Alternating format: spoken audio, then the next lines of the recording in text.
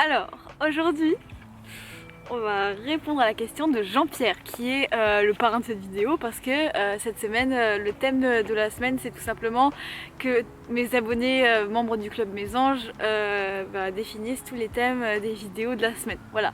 Et la vidéo d'aujourd'hui, c'était l'idée de Jean-Pierre, et en fait, Jean-Pierre me demande comment expliquer l'autisme aux gens qui sont tout simplement, qui n'y connaissent rien. Les moldus, voilà, les moldus. Les gens qui juste, ils savent pas que ça existe, et même s'ils savent que ça existe, ils ont plein de préjugés dessus, et bref, ils ne savent pas ce que c'est que l'autisme, et donc voilà, est-ce que juste c'est possible de définir l'autisme, tu vois, et voilà, moi je trouve que cette vidéo elle est importante parce que vraiment, c'est une vraie question en fait. C'est une vraie question. Imagine, voilà, t'as un enfant autiste, t'es toi-même autiste, t'as un proche autiste et tu dois l'expliquer à quelqu'un qui n'y connaît rien. Tu commences par où? C'est un trouble qui en plus tellement compliqué, qui a tellement de particularités, qui change tellement d'une personne à l'autre que finalement c'est extrêmement difficile en fait. Ça peut paraître simple, mais en réalité c'est super difficile de définir l'autisme, de dire exactement c'est quoi, et d'autant plus à des gens qui, c'est pas du tout voilà, ils sont pas du tout intéressés de base par les troubles mentaux, ils sont pas du tout, voilà, c'est juste des moldus, tout simplement. Voilà, et toi tu as envie de simplement leur donner une explication claire, quelque chose de simple, etc., etc. Et c'est ça que j'aimerais discuter dans cette vidéo. D'avance, je vais te donner moi une définition que je trouve pertinente par rapport à moi, ce que j'ai vécu en tant qu'autiste moi-même. Un truc qui je trouve moi pertinent, ça veut pas dire que c'est la meilleure définition possible, ça veut pas dire que ma définition est parfaite, que ça y est, j'ai résolu le problème de comment expliquer l'autisme aux gens et tout. Encore une fois, c'est un trouble qui est compliqué, qui a énormément de particularités et surtout qui change énormément d'une personne à l'autre. Donc du coup voilà, ma réponse sera imparfaite, ça c'est clair, il n'y a pas de réponse idéale, voilà, je vais juste te donner moi mon avis, moi ce que je trouve le plus pertinent, ce que je trouve le plus facile et à comprendre pour les autres, pour les gens, pour les moldus. et voilà, et tu te feras ton propre avis et tu prendras ce qui te plaira dans cette vidéo, et ce qui te plaît pas tu le prends pas, bref, chacun fait comme il veut. Voilà.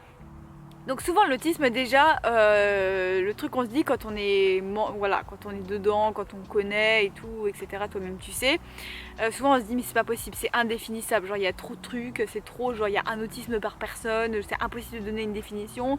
Et d'ailleurs quand tu regardes la vidéo de Julie Daché, qui commence à dater maintenant mais elle est toujours sur YouTube, elle est toujours sur la toile, mais la Super Pépette, la vidéo Super Pépette / Julie Daché, quand elle a fait sa vidéo de définition de l'autisme, sa vidéo s'appelle Autisme tentative de définition, c'est-à-dire c'est une tentative, tu vois, genre c'est même pas... Alors attends, j'ai eu une idée, ah bah non, j'ai pas mon téléphone sur moi, bah du coup merde, mais en fait ce que j'allais faire c'était de regarder dans le Larousse, la définition du Larousse pour voir ce que ça donnait, pour regarder, mais bon tu regarderas toi-même, voilà, pour rigoler un peu avec ça, bon voilà. Écoute, je vais essayer de te faire une définition, alors encore une fois, pas une définition qui s'adresse à des gens qui sont concernés, mais vraiment la définition pour les gens qui débarquent, qui sont moldus, qui débarquent dans le cercle et qui n'y connaissent rien et qui ne savent pas du tout ce que c'est. L'autisme, pour faire une définition générale et surtout simple et compréhensible, c'est principalement, et encore une fois pour moi, à mon humble avis, deux traits principaux, ok, deux gros éléments principaux. Le premier élément principal, c'est des difficultés sociales ou une altération des réflexes sociaux. On va un petit peu détaillé, mais voilà, donc ça d'un côté, les difficultés dans le fait d'interagir avec les autres socialement, etc., avoir une vie sociale épanouie, difficultés, etc., ou en tout cas des différences de fonctionnement dans tout ce qui est interaction sociale. Et le deuxième truc, deuxième gros machin, c'est les comportements répétitifs ou grosse passion dévorante, voilà, ce qu'on appelle nous dans le cercle des autistes les intérêts spécifiques, les intérêts les intérêts restreints, etc., etc. Tout ça c'est pas des termes qu'il faut donner aux moldus parce que les moldus ne comprendront pas. Et même il y a des autistes qui n'aiment pas ces termes, et j'en fais partie, j'aime pas le terme de intérêt restreint. J'ai pas du tout l'impression d'avoir des intérêts restreints. En fait on dit intérêt restreint parce que souvent on s'intéresse à on a 2-3 grosses passions ou une grosse passion, bref, et en fait tous les autres trucs qui sont voilà les discussions banales de la vie de tous les jours, ça va pas du tout nous intéresser, et du coup c'est pour ça qu'on dit restreint. Ça veut dire que on s'intéresse à nos passions mais pas à tout ce qui est voilà, on blablate, on parle de tout et de rien, etc., etc. Je pense que c'est pour ça qu'on appelle ça comme ça, bref. Mais voilà, quand tu parles à un moldu, tu dis tout simplement voilà, un autiste, soit il a une grosse passion, genre vraiment il est à fond, genre ça le dévore, genre il peut plus se passer de son intérêt, de sa passion, de son truc. Soit il a tout simplement des comportements répétitifs, et ça c'est important important aussi de le dire. Pourquoi? Parce qu'il y a des autistes qui n'ont pas de passion. Voilà, il y a des autistes qui n'ont aucune passion. Voilà, il y en a pas mal. En plus, ça c'est un assez bon pourcentage d'autistes quand même qui juste n'ont pas de passion. Et c'est totalement ok de pas avoir de passion quand on est autiste. Ça veut pas du tout dire qu'on est off diagnostic, etc. Mais ce qu'ils ont généralement à la place, ce qu'on retrouve du coup à la place des patients, c'est peut-être des trucs répétitifs. Alors typiquement chez des enfants qui sont pas mal atteints, il y a un truc qui revient pas mal souvent, c'est le truc de regarder une machine à laver tourner, tout simplement parce que le mouvement répétitif de la roue qui tourne, de la machine à laver qui tourne, ou même je sais pas n'importe quoi, d'un truc qui est continu comme ça, c'est un truc qui peut calmer beaucoup d'autistes, et c'est pour ça d'ailleurs qu'a été inventé le hand spinner. Hein. Le hand spinner qu'on a tellement moqué sur les réseaux sociaux parce que ça a fait un gros buzz et que tout le monde, tous les youtubeurs divertissement se sentaient obligés de faire une vidéo sur les hand spinners. En réalité, à la base, les hand spinners ont été conçus pour les autistes parce que tout simplement, le fait de voir un objet tourner dans un mouvement continu, c'est relaxant pour les autistes parce que voilà, les autistes aiment la répétition, comme ça, ce côté répétitif. Voilà. Donc voilà, je répète pour expliquer aux moldus ce que c'est l'autisme. Premier gros point, altération dans les interactions sociales. Et deuxièmement, difficulté, je sais pas trop quel mot utiliser. Et deuxièmement, avoir soit des grosses passions, soit des comportements répétitifs, voilà, soit regarder une machine à laver tourner, soit tourner en rond, enfin bref, faire des gestes répétitifs avec les mains, etc. Et on peut avoir les deux aussi. On peut avoir des comportements répétitifs plus des passions. C'est totalement possible, voilà, après... Chacun a son propre mix. Voilà, donc ça c'est vraiment la base en fait. C'est la base de l'autisme. En fait, c'est-à-dire que si tu n'as pas un de ces deux gros piliers en fait dans ta vie, c'est que il y a de très fortes chances que tu ne sois juste pas autiste. Voilà. Quand tu regardes... je crois que c'est le DSM-5, je sais plus dans quoi c'est classé. Voilà, les critères du diagnostic de l'autisme reposent sur des piliers, et si tu n'as pas un de ces piliers, bah, c'est que tu n'es pas autiste tout simplement. Si tu n'as ni intérêt restreint, ni passion, ni comportement répétitif, ni besoin de structure, etc., tu n'es pas autiste, voilà, c'est un pilier, il faut l'avoir pour avoir le diagnostic. Et pareil, si tu n'as aucune difficulté sociale, que tu as des réflexes sociaux qui sont tout à fait normaux, etc., voilà, tu n'es pas autiste, voilà, c'est aussi simple que ça. Ça, c'est vraiment les deux gros piliers, voilà.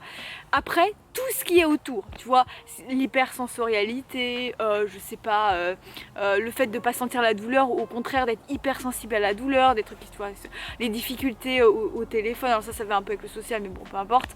Tous les symptômes, entre guillemets, parce que c'est pas des symptômes, hein, c'est plutôt des traits, tous les trucs, ça peut être, ça s'ajoute en plus, mais c'est pas obligatoire. On peut être autiste et pas avoir d'hyperacousie, ou je sais plus comment on appelle ça, quand tu es trop sensible au bruit. On peut être autiste et comprendre le second degré, par exemple, comme moi. On peut être autiste et manger de tout. On peut être autiste et, je sais pas, regarder dans les yeux, tu vois.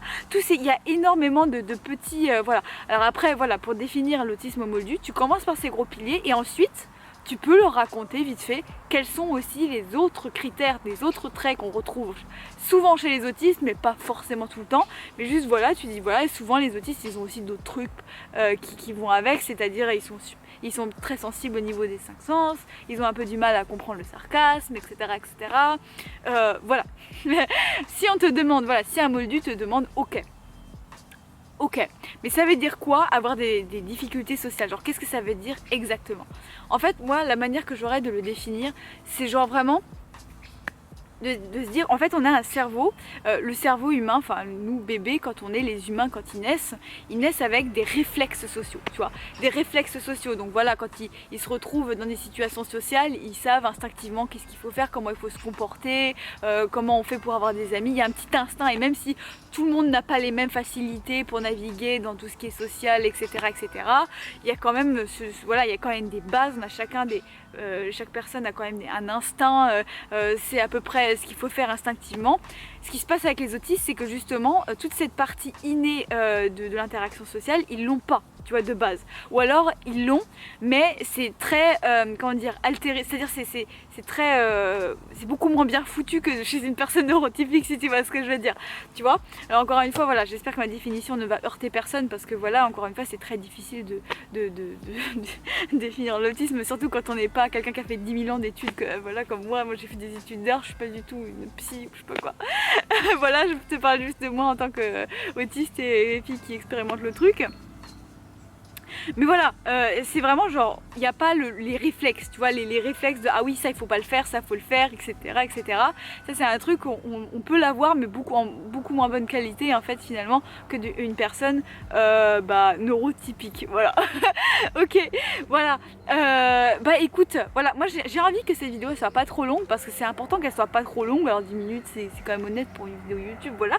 Mais c'est important d'être concis, etc. Il y a un autre truc que j'aime bien dire pour définir l'autisme, mais encore une fois ça définit pas du tout l'autisme, c'est simplement que moi je le vis comme ça et beaucoup d'autistes le vivent comme ça. Mais moi j'aime bien dire aux moldus que l'autisme c'est le monde multiplié par 3. C'est-à-dire que tout ce qui va t'arriver dans ta vie, au niveau des sensations, au niveau de quand tu le perçois, tu vas le vivre multiplié par 3 par rapport à une personne normale. Par exemple le bruit, la pression d'être au milieu de la foule, etc. Où une personne normale va juste, voilà, ça va l'agacer, mais bon, elle va pouvoir le gérer quand même. Toi, tu vas trouver ça insupportable, tu vas faire des crises d'angoisse, tu vas te sentir extrêmement mal, etc., etc. Tu vas juste plus pouvoir fonctionner normalement, tout simplement parce que tu es beaucoup trop stressé par rapport à la foule, là où une personne normale dirait juste, ah c'est chiant. Pareil, je peux donner un exemple tout con. Quelqu'un passe la tondeuse à côté de chez toi. Quelqu'un passe la tondeuse dans le jardin voisin. Une personne normale va dire, oh c'est chiant, ah, oui c'est relou, moi j'ai envie d'être tranquille, il y a une tondeuse, etc. Voilà, là où une personne normale va réagir comme ça, une personne autiste va le vivre multiplié par 3. C'est-à-dire que au lieu de juste vite faire râler et bon ça va passer, tu vois, elle va trouver ça insupportable, elle va plus réussir à travailler, elle va plus réussir à se concentrer sur rien, elle va éventuellement faire une attaque de panique, elle va avoir besoin de mettre un casque anti-bruit pour se calmer, sinon elle va juste pas s'en sortir. C'est ça la différence entre un neurotypique et une personne normale. C'est juste les problèmes de la vie ou les choses qui t'arrivent ou les choses que tu perçois par rapport à tes 5 sens, tout est multiplié par 3. Évidemment c'est pas une bonne définition de l'autisme, pourquoi? Parce que évidemment c'est pas toujours comme ça. Par exemple moi il y a certaines choses qui ne sont pas multipliées par 3 alors que je suis autiste, hein, tu vois, par exemple typiquement je sais pas, la perception du froid et du chaud par exemple. Je sais qu'il y a des autistes qui peut-être ne perçoivent moins bien le froid que d'autres personnes, ou l'inverse, qui perçoivent beaucoup trop le froid, qui sont beaucoup trop sensibles au froid. Moi, j'ai une perception du froid qui est à peu près la même qu'une personne normale, c'est pas multiplié par 3, tu vois, je ressens pas le froid plus ou moins qu'une personne normale, je suis dans la moyenne, quoi, tu vois. Donc c'est pour ça que c'est pas un bon moyen exact de définir l'autisme. Mais voilà, si tu veux un peu, voilà, parler de tes sensations, etc., elle est un peu vide, bon, on n'est pas toujours obligé d'être ultra précis, ultra exact scientifiquement, etc. Tu peux, voilà, dans une discussion de dire bah écoute moi je ressens tout multiplié par 3, je ressens la vie multipliée par 3 et voilà. Et je pense qu'au bout d'un moment si tu veux définir l'autisme à quelqu'un et surtout parler de comment toi tu le vis et qu'est-ce que ça fait, comment ça impacte ta relation avec cette personne, avec ce moldu avec qui tu es en train d'interagir, je pense que tout simplement parle avec ton cœur, dis-toi ce que tu ressens, voilà, lâche-toi, tu vois, voilà, moi le bruit, je supporte pas ça. Et c'est pas juste genre, c'est un peu chiant. Non, vraiment, je supporte pas le bruit. Moi, quand je me retrouve dans un groupe social, je sais pas quoi dire. Je suis là, j'ai l'impression que je suis un ovni, que je comprends pas votre langage, comment vous parlez, etc. Juste parle, voilà, parle de ton vécu. Parle de petites anecdotes, de choses qui te sont arrivées, qui arrivent pas aux gens normaux, tu vois, entre guillemets. Et ça va très bien se passer aussi. Et les gens sont tout à fait capables aussi de le comprendre. Il n'y a pas que des gens qui vont pas te prendre au sérieux. Ça aussi, c'est un mythe. Il y a plein de gens qui viennent me dire, oui, mais attends, mais j'ai peur qu'on me prenne pas au sérieux, qu'on pense que je suis fou, etc. Non, il y a beaucoup plus de gens qui me prennent au sérieux que l'inverse. D'ailleurs, je connais quasiment personne qui m'a jamais pris au sérieux par rapport à mon autisme. À chaque fois que je parle aux gens de tout milieu, hein, que je leur dis que je suis autiste, tout le monde me prend au sérieux. Enfin, je veux dire, évidemment, il y a toujours des cons, il y a toujours des gens qui veulent pas s'informer et tout. Mais de manière générale, les gens sont capables de comprendre si on leur explique bien, si on leur parle avec le cœur, avec nos sentiments, etc. Il y a quand même, voilà, voilà, ça dépend évidemment avec qui on traîne. Mais bon, voilà. Écoute, voilà, j'espère que cette vidéo t'a informé, qu'elle t'a plu, etc. Et ben, je te retrouve demain pour un nouveau contenu. Et d'ici, bah, ciao dans ta casa. Salut. Dab.